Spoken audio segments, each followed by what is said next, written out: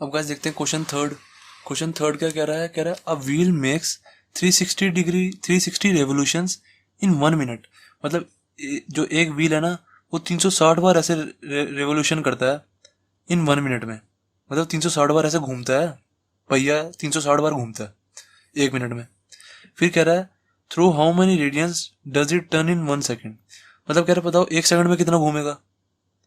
360 बार तो घूमता है 1 मिनट में। कह रहे हैं 1 सेकंड में बताओ कितना डिग्री एंगल से घूमेगा। तो हम बता देते हैं, जो जो लिखा है सबसे पहले क्वेश्चन में वो लिख लो। आंसर थर्ड, हमें लिखा है 1 मिनट में 360 रेवोल्यूशन बना रहा है, तो यहाँ पे लिख लो ऐसे 1 मिनट में इज इक्वल टू कितने रेवोल्यूशन बन रहे हैं, 360 रेवोल्यूशंस।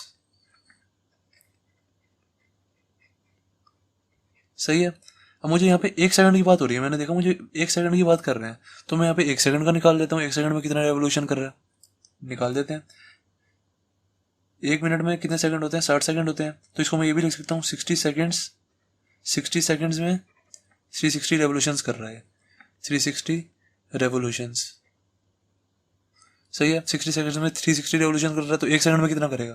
तो यहाँ पे लिख दो 1 सेकंड्स में इज इक्वल टू 60 नीचे चला जाएगा, 360/60 रेवोल्यूशंस करेगा ये। सही है। 0 से 0 गया, 6 से चला जाएगा ये, बचा क्या 6 रेवोल्यूशन इज इक्वल टू कितना आ जाएगा 6 रेवोल्यूशंस। अभी मेरा 99% आंसर खत्म हो गया। रेवोल्यूशंस 1 सेकंड में। अब मेरा 1 सेकंड में 6 रेवोल्यूशंस तो मैंने निकाल दिए। मैंने कहा 1 मिनट में 360 बार घूमता है वो, और 1 सेकंड में कितनी बार घूमेगा, 6 बार घूमेगा। सही है, मैंने इतना निकाल दिया। अब मुझे पूछ रहे हैं थ्रू हाउ मेनी रेडियंस, मतलब मुझे एंगल निकालने के लिए पूछ रहे हैं। Through how many radians does it turn in 1 second. अब मुझे इसका एंगल निकालने के लिए पूछ रहे हैं। अब गैस मैंने आपको बताया था, एक चीज ध्यान रख करो, मैंने आपको बताया था जब भी कोई सर्कल हो ना उसका एंगल क्या बनता है 360 डिग्री। जब कोई एक सर्कल ऐसे घूम जाए ना पूरा का पूरा, वो 360 डिग्री एंगल होता है पूरा का पूरा। अगर जैसे देखो मेरा इतना ही घूमता, आधा आधा सर्कल घूमता, तो ये 180 डिग्री होता है। अब ये यहाँ से चालू हुआ, ऐसे घूमते घूमते घूमते पूरा ऐसे आ गया एक, ये एक रेवोल्यूशन हो गया। तो मतलब ये क्या हो गया, पूरा 360 डिग्री हो गया। जो एक सर्कल का एंगल बनता है वो मुझे 360 डिग्री का बनता है। अब जैसे देखो यहाँ से चालू होता और यहाँ पे खत्म हो जाता है ऐसे, यहाँ से चालू हो गया यहाँ पे खत्म हो गया, तो ये 180 डिग्री एंगल बनता। ये क्योंकि ये सेमी सर्कल बना है। अगर ये ऐसे पूरा नीचे ऐसे और ले जाते हैं, हम पूरा सर्कल बना देते हैं इसको, तो ये पूरा एंगल क्या हुआ 360 डिग्री एंगल हुआ। तो मतलब मुझे इतना पता लग गया, एक रेवोल्यूशन में जब एक बार ऐसे पूरा का पूरा पहिया घूमेगा, ऐसे घूम के ऐसे वापस आ जाएगा ये पूरा, तो मतलब ये 360 डिग्री एंगल बनाएगा। सही है, इतना तो सब समझ गए। जब एक बार पहिया घूमेगा तो 360 डिग्री एंगल बनाएगा। ठीक है, यहाँ पे लिख दो इन वन रेवोल्यूशन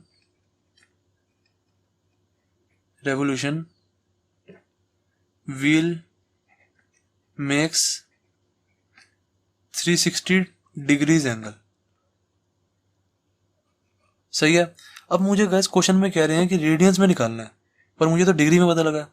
अब मैंने आपको एक और चीज बताई थी, याद कर लो, कि हमारा जो 1 पाई होता है ना, 1 pi is equal to 180 degree होता है।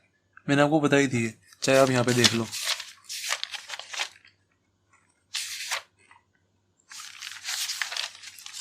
ये देखो, मैंने आपको बताया था कि 1 पाई होता है वो 180 डिग्री होता है।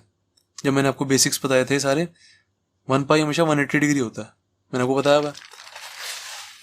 तो यहाँ पे डाल दो बस, 1 पाई मेरा 180 डिग्री होता है, तो 2 पाई तो 360 डिग्री होगा। 2 pi is equal to 360 degree होगा। तो मतलब मेरा एक रेवोल्यूशन में 360 डिग्री की जगह मैं यहाँ पे ये नहीं लिख सकता 2 पाई एंगल, 2 पाई रेडियन, मतलब 2 पाई रेडियन, क्योंकि ये मेरा जो पाई चल रहा है रेडियन में होगा, यहाँ पे ऐसे होता है रेडियन। 360 डिग्री को हम 2 पाई भी कह सकते हैं, जैसे 180 डिग्री को 1 पाई कहते हैं, 360 डिग्री को 2 पाई कह सकते हैं, 2 पाई रेडियन। तो मतलब मुझे क्या पता लगा, 1 रेवोल्यूशन में 2 पाई रेडियन एंगल बनेगा, क्योंकि 360 देखो 1 रेवोल्यूशन में मेरा 360 डिग्री एंगल बन रहा था। ऐसे देखो ना, 1 रेवोल्यूशन में is equal to 360 degree angle बन रहा है। 360 डिग्री को मैं क्या कह सकता हूँ 2 पाई एंगल, 2 पाई रेडियन। तो मतलब मेरा एक रेवोल्यूशन में 2 पाई रेडियन एंगल बन रहा है, तो 6 रेवोल्यूशन में कितना बनेगा? दैट्स इट, ये हमारा आंसर। रेवोल्यूशन में 6 रेवोल्यूशन में क्या बनेगा? 2 पाई इंटू में 6, 2 पाई इंटू में 6 कितना हो गया? 6 2 12, 12 पाई रेडियन आंसर। कुछ नहीं था इस क्वेश्चन में। अगर हमें डिग्रीज में निकालने के लिए कहते तो 360 डिग्री इंटू में 6 कर देते, जैसे अभी हमने 2 पाई इंटू में 6 किया है। अगर हमें डिग्रीज में यहाँ पे कहते हैं डिग्रीज में निकालो, तो हम यहाँ पे 360 इंटू में 6 कर देते, हमारा फाइनल आंसर निकल जाता है डिग्रीज में। अब हमें रेडियन में बोला था तो हमने रेडियन में निकाल दिया। बस एक चीज हमेशा याद रख लेना, 1 पाई होता है 180 डिग्री। ये बहुत बार यूज होगा आपका ट्रिग्नोमेट्री में, 100 बार कम से कम यूज हो जाएगा ये। 1 pi is equal to 180 degree होता है, याद रख लेना। और 2 पाई 360 डिग्री होगा ऑब्वियसली। तो क्वेश्चन थर्ड हो गया हमारा कंप्लीट। अब गाइस देखते हैं एक्सरसाइज 3.1 का क्वेश्चन फोर्थ क्या कह रहा है? कह रहा है find the degree measure of the angle subtended at the centre of circle of radius 100 centimetre bye an arc of length 22 centimetre. मैं बताता हूँ क्या कह रहा है। क्वेश्चन में कह रहा है कोई एक सर्कल है, यहाँ पे कोई एक सर्कल ले लो। कह रहा है उसमें जो एक आर्क है 22 सेंटीमीटर की, यहाँ से लेके यहाँ तक ले लो। मान लो कि ये 22 सेंटीमीटर है, यहाँ से लेके यहाँ तक ये 22 सेंटीमीटर की एक आर्क है सर्कल की, ये पूरी। कह रहे हैं ये जो आर्क है ना, इस सर्कल के सेंटर में है।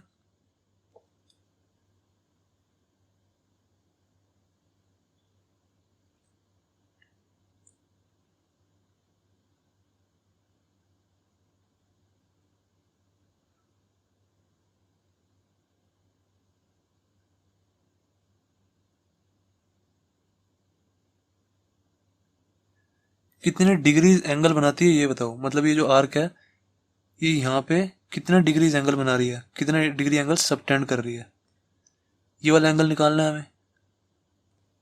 ये इसको थीटा मान लो। अब गाइस मैंने आपको बताया था, जो ये तो सबसे पहले जो हमारी रेडियस दी हुई है वो लिख लो, 100 सेंटीमीटर की हमारी रेडियस है। अब गाइस मैंने आपको बताया था अगर हमारी कोई आर्क है और वो सर्कल के सेंटर में एंगल सबटेंड कर रही है, मतलब कोई एंगल बना रही है, तो इसमें हमारा क्या फॉर्मूला लगता है? मैंने आपको बताया हुआ है, theta is equal to L upon R. मैंने आपको जब चैप्टर 3 के बेसिक्स बताए थे उसमें मैंने आपको ये फॉर्मूला बताया हुआ है, theta is equal to L upon R. और जो ये वाला थीटा होगा ये always in radian, always in radian ये आएगा। ये वाला जो थीटा हमेशा रेडियन में आएगा। हमारी कोई आर्क होती है, जब भी वो कोई सर्कल के सेंटर पे एंगल सबटेंड करती है ना, तो ये वाला फॉर्मूला लगता है, theta is equal to L upon R. L होती है हमारी ये आर्क, जितनी हमारी आर्क की मतलब जो लेंथ है, एल होती है हमारी length of arc, length of arc, upon में आर होता है हमारा रेडियस, और थीटा तुम्हारा एंगल हुआ। और जो हमेशा तुम्हारा ये वाला थीटा बनता है ना, इस वाले फॉर्मूले में जो हमारा ये थीटा निकलता है ये हमेशा रेडियन में निकलता है। अब क्वेश्चन में हमें यही कह रहे हैं कि इसको डिग्री में बना दो। बस पहले तो इसका एंगल निकाल दो, फिर उसको डिग्री में निकाल दो, फाइंड द डिग्री मेजर। ठीक है, तो हम डिग्री में निकाल देंगे, कोई दिक्कत नहीं। पहले इसको रेडियन में निकाल के उसको डिग्री में कन्वर्ट कर देंगे। तो इस वाले फॉर्मूले में रख दो, एल कितना है हमारा 22, तो एल की जगह 22 रख दो। आर कितना है हमारा 100 सेंटीमीटर, तो 100 रख दो यहाँ पे। अब इसको काट दो जितना कट रहा है, 2 11 जा 2 50 था, तो बस ये 11/50 आ गया। थीटा इज इक्वल टू हमारा 11/50 आ गया। Theta is equal to 11/50 radian में आया ये चीज़ हमेशा याद रख लेना, जो एंगल आएगा हमेशा रेडियन में आएगा। अब इस रेडियन को कह रहे हैं कि ये डिग्री में निकाल दो, फाइंड द डिग्री मेजर। इसका हमें डिग्री बनाना है। ये हमने तो ऐसे क्वेश्चन 1 क्वेश्चन 2 में हमने किया, तो है क्वेश्चन 2 में रेडियन में डिग्री में लेके, रेडियन को हम डिग्री में कन्वर्ट करके लेके गए हैं क्वेश्चन 2 में, वही है बस।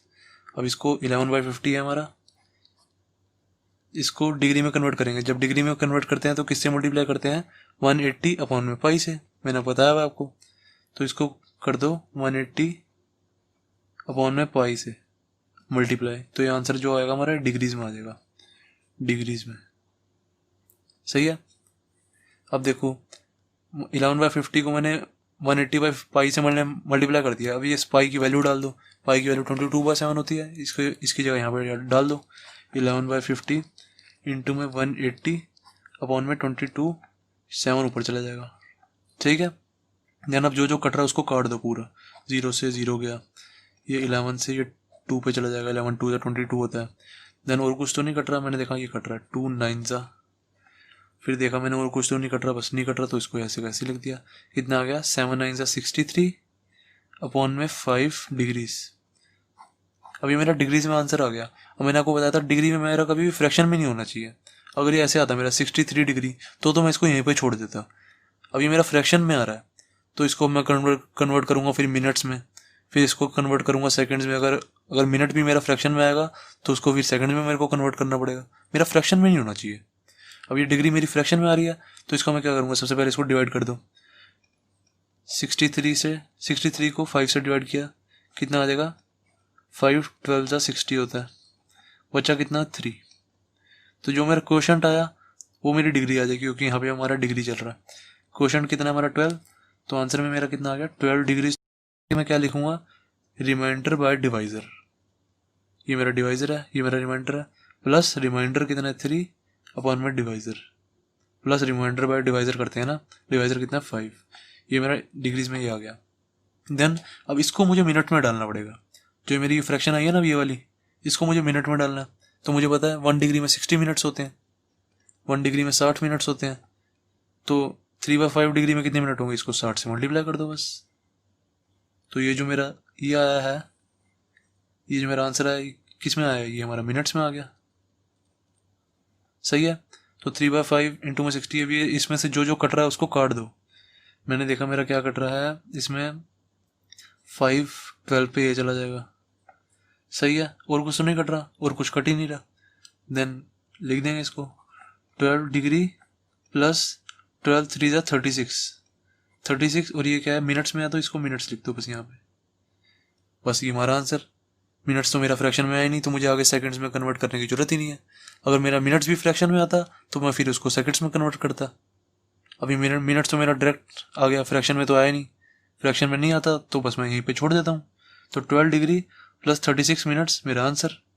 इसको मैं ऐसे भी लिख सकता हूँ 12 डिग्री 36 मिनट्स, प्लस बीच में से हटाना हटा दो, चाहे यहाँ भी छोड़ दो तो भी सही है, यहाँ भी छोड़ दो तो भी सही है, कोई दिक्कत नहीं है। तो 12 डिग्री 36 मिनट्स मेरा क्वेश्चन 4 का आंसर हो गया। दैट्स इट, क्वेश्चन 4 हो गया कंप्लीट। अब गाइस देखते हैं क्वेश्चन 5। क्वेश्चन 5 क्या कह रहा है, कह रहा है in a circle of diameter 40 centimetre. कह रहा है एक सर्कल है तो मैंने सर्कल बना दिया। कह रहा है इस सर्कल का जो डायमीटर है वो 40 सेंटीमीटर है। तो यहाँ पे लिख दो diameter is equal to 40 centimetre. Diameter 40 है तो रेडियस कितनी हुई 20 सेंटीमीटर, डायमीटर का हाफ हो गया। देन कह रहा है the length of chord is 20 centimetre. Chord होती है मतलब कोई भी सर्कल पे ना एक पॉइंट से दूसरे पॉइंट पे ना जो कोई टच कर जाए वो कॉर्ड होती है। तो ये होगी हमारी कॉर्ड। कह रहा है कॉर्ड जो है वो 20 सेंटीमीटर की है, मतलब इसकी लेंथ यहाँ से लेके यहाँ तक 20 सेंटीमीटर है। देन कह रहा है find the length of minor arc of chord. Minor arc मतलब क्या होता है, माइनर आर्क ऑफ कॉर्ड कह रहा है। देखो माइनर आर्क क्या होगी, छोटी आर्क। ये कॉर्ड है, कॉर्ड के पास हमारी 2 आर्क्स लग रही हैं। कौन कौन सी, देखो एक तो ये माइनर आर्क होगी, यहाँ से लेके यहाँ तक ऐसे जा रही है, ये यहाँ तक, ये हमारी माइनर आर्क होगी, ये वाली। ठीक है, ये वाली माइनर आर्क होगी। अब जो कॉर्ड से जो दूसरी वाली आर्क लग रही है बड़ी वाली, यहाँ से लेके ऐसे जाके पूरी ये यहाँ तक, ये मेजर आर्क होगी। तो ये हमें कह रहे हैं माइनर आर्क जो है ना इसकी लेंथ निकाल दो। Find the length of minor arc, मतलब हमें यहाँ से लेके यहाँ तक की जो माइनर आर्क है ना इसकी लेंथ निकालनी है।